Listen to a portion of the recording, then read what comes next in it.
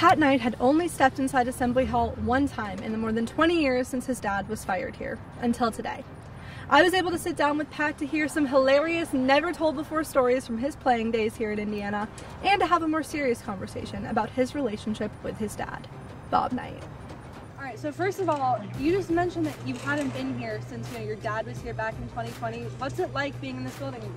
Oh, it's great. I mean, I grew up here. I had a key to Assembly Hall. I bring my friends here. We play pickup. We just hang out here at night up in the balcony. I mean, we had the whole run of the place. And so this is just kind of like was my playground growing up. So coming back here is always, good feelings because I know every hallway, every room in this place. I've been, since I was a little kid, I've been in every nook and cranny of this arena. And so the last time you were here was 2020 when your dad came back for the first time. What was that experience like for you? He was on that night, and so he was asking me, what do I need to do? So we're like, hey, go over here, you need to wave here. You need to go mess with Dick Vitale, you need to do that. And so I was kind of in charge, helping him get around, and really great. I mean, great mood was on that night. Like he even spoke to the team before the game, and we bring him in there. He's older, memory and body, not the same as it used to be. So I remember Randy Whitman, I went in there with him, just maybe if he needed help. And I mean, it was like something clicked. I mean, it was like the old days of those players' eyes. I mean, he went down the road telling each guy what they needed to do. And so for us, that whole day was just something special, just to get him back there. It is way overdue. We've been trying for a while, and it was just one of the special nights for all of us that have played for him, players, managers, and fans. There was a time there, though, where really none of the Bob Knight guys were welcome. But now we've come full circle. We have Woody coaching now, and it's just good that, I mean, it's the way it should be. We feel good just coming in here. I mean, I didn't want to come here for years. Why was that, and how hard was that for you? Well, we got fired. President Miles Brand fired legendary basketball coach Bob Knight. I just assume I got fired with him. He hired me, they fired him, they fired me. I know for a fact that Woody and some of these guys that tried to get this job in the past, they wouldn't even talk to him. They tried to go a different direction, and obviously it didn't work. And now they're back to where it should be. You've been in the spotlight your whole life since you were a kid. Right before we were talking about how at 6 years old you were in a magazine. Yeah. How did you either embrace that or did you hate it? What was it like for you? I didn't know anything else. But then as you got older, you realize, okay, I'm kind of the spotlight more than other people. And now looking back, I think I probably rebelled a lot. I think where you get in trouble is we try to go against it. You just got to accept it. You're always going to be that person. And I'll be the first to tell you, I wasn't good enough to come here. I don't want to play basketball. And I started playing basketball. I don't want to go to Indiana. Then I accepted it. I got a chance to be part of some great teams. And, what better place to go to school? We kept it all just player coach. And I was here 5 years because I redshirted years. So. And I thought player coach, and I thought we had to do that too because I needed to trust my teammates, knowing that I wasn't going to go. But obviously with my stories, they had more on me than I'd ever have on them. He would come into practice and the team sitting in the locker room would be like, Patrick, did you come in early today and get some shots up? When's the last time you came in and got some extra shots up? And the answer, by the way, is no, he has not been in. He was never in to shoot. I think both of them handled it in the best way that you possibly can, knowing that that's your dad or knowing that that's your son. And it doesn't surprise me that Pat consciously thought, hey, I just want to be one of the guys. But when you have to own up to that, to your coach, who's Bob Knight, and he's also your dad, not easy to do. I got in trouble for beat up 2 kids at a party. I got charged with assault and battery, and I had to pick up garbage out on the highway in an orange vest. But that was great because I get in the, I guess the prisoner's truck, I was on the chain gang.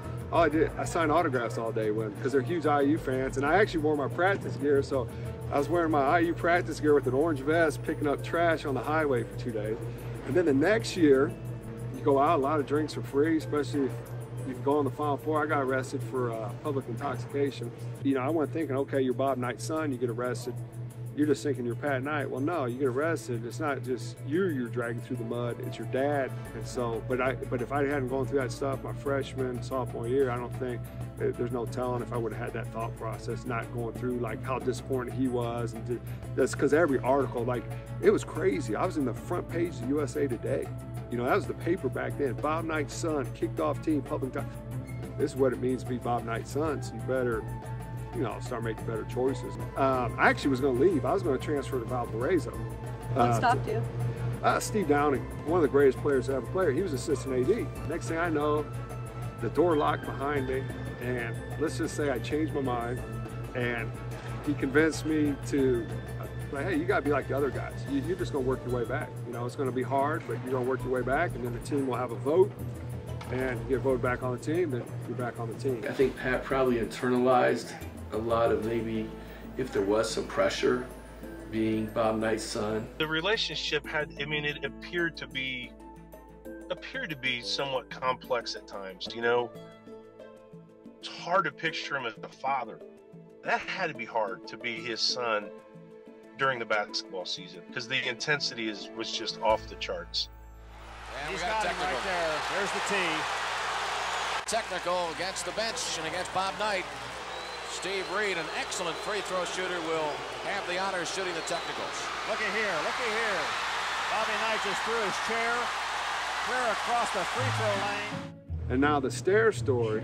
Am I allowed to cuss on? He in practice one day he got upset and I think he yelled the F word. I missed a shot, and I'm like, you know, typical. And so his dad made him run the steps. And he's right next to me. He was like, go. Every step I hit, I had to say the word. He had to run the stairs of Assembly Hall and had to touch every step. And every step he had to say the F word. But I couldn't use the same type of so I couldn't go so I had to go mother me this. So for a half hour, I had to go all the way up to the top, and the players said it was great because I'd get up to the top, you could barely hear, you'd hear like. He started to do it, and his dad couldn't hear him, so he yelled up there. He had to yell it louder. We got louder, louder. So every step I had to say a different version.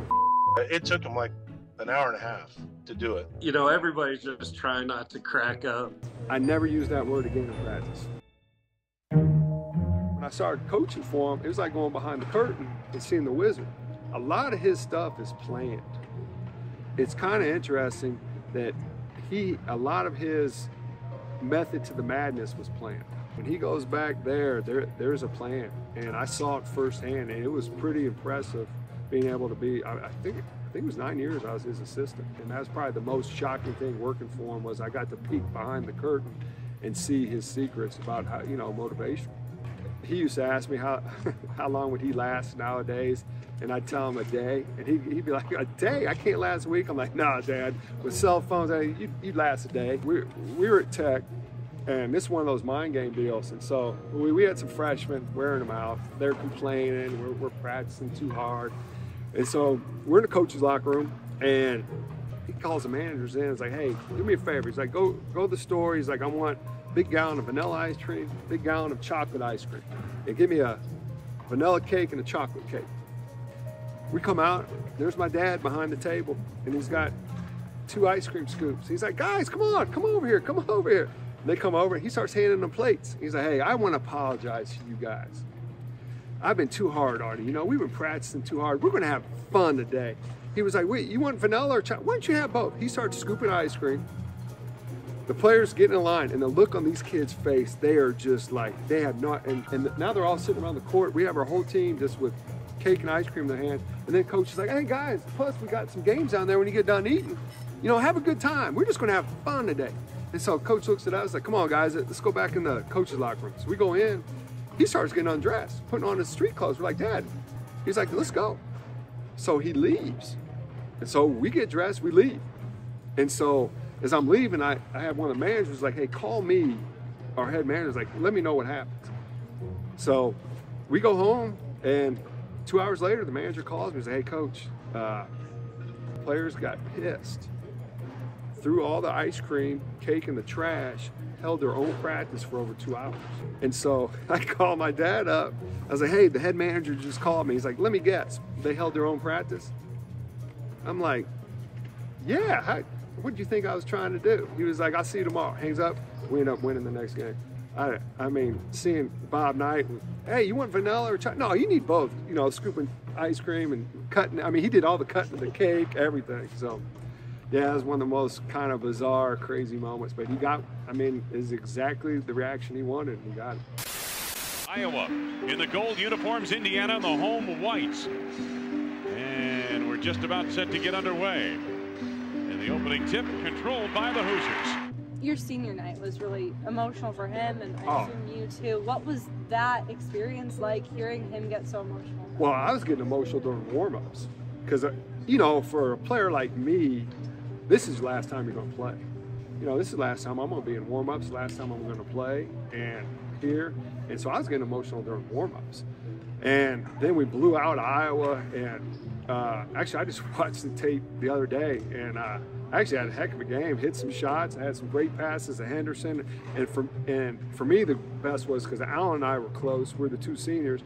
My last play of the game was an alley-oop to him in the fast break. Knight, Henderson!